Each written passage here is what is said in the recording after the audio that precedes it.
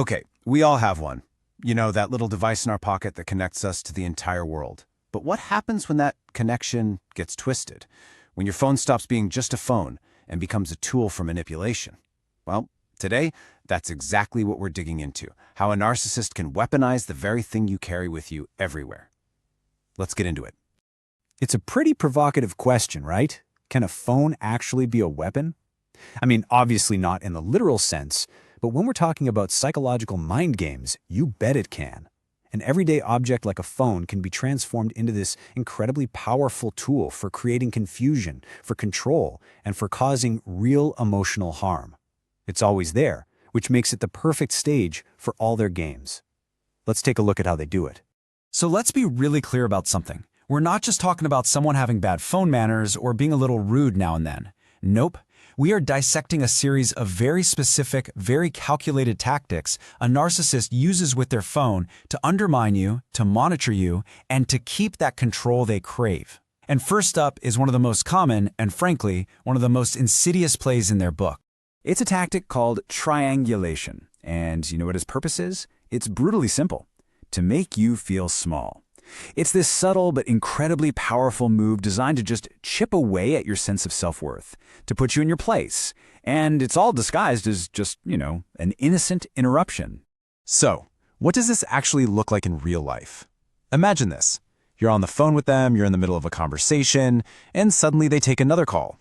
Or maybe they turn their full attention to someone else who just walked into the room, leaving you just hanging. The message they're sending, without saying a single word, is loud and clear. You are not the priority here. Whatever just happened is way more important than you are. Now this, right here, is what completely exposes the game.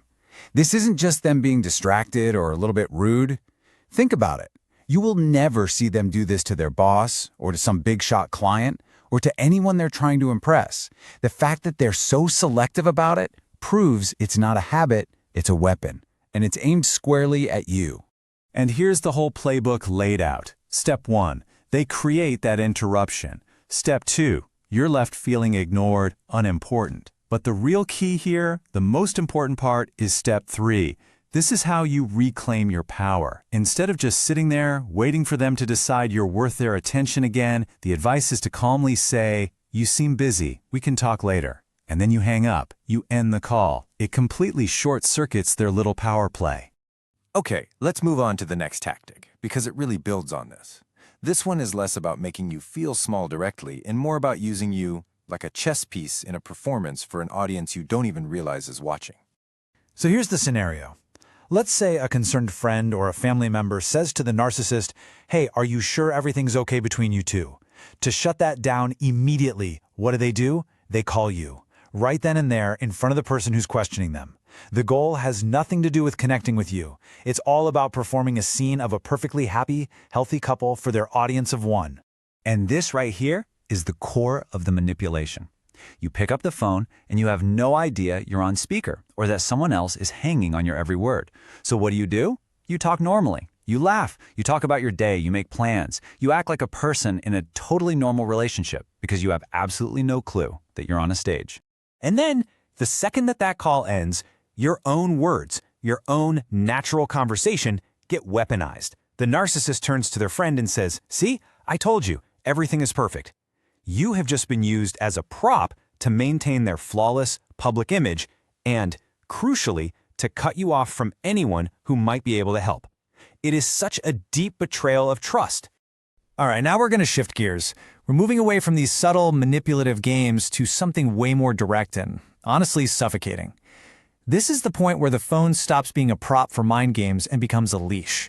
It's a tool for constant surveillance that just completely erases any idea of privacy. And in this kind of dynamic, a whole new set of unspoken or sometimes spoken rules pop up. You're not allowed to take a call in the other room. Forget about closing the door for a private chat. Every single call has to be answered right there in front of them, where they're listening to every word, analyzing your tone, your pauses, just searching for any tiny hint of betrayal. And this slide just captures that maddening logic trap perfectly. What you see as a basic human right, a little privacy, they twist into proof that you're hiding something. A totally normal phone call with your friend? Nope. To them, you're plotting against them. Your need for just a little bit of space is presented as solid evidence of your guilt. It's crazy-making. And that brings us to our final point, which is maybe the most jarring one of all. It's the absolutely breathtaking speed with which their entire personality can just flip, and it all revolves around who's on the other end of that phone call. Just listen in sometime when they're on the phone with, say, a customer service agent or a coworker or just anyone they don't know well. The voice changes. It gets all smooth, just dripping with charm and over-the-top politeness. They sound like the most reasonable, patient, wonderful person on earth. But watch them closely. Pay attention to that split second after they say goodbye and their finger hits that end call button. Because the change, it's instant. And there it is. The mask doesn't just slip off, it drops like a stone. That charming, polite person evaporates in a fraction of a second, and they're replaced by the cold, dismissive, or angry person you have to deal with every single day. That jarring switch is the ultimate tell. It proves that all that charm, it's just a costume. It's not who they really are. So what's the big takeaway here? It's this. None of these behaviors we've talked about, the triangulation, the staged calls for an audience, the surveillance, that Jekyll and Hyde personality, none of it is an accident. It is a deliberate pattern of tactics. And just being able to see it, to put a name to it, that is the most powerful first step you can take toward breaking the spell and getting your own clarity back. So, I'll leave you with a question to think about. Now that you've seen the playbook, now that you know the names for these moves, how are you going to see the next phone call? What new details are you going to notice? What will you be listening for that maybe you weren't listening for before?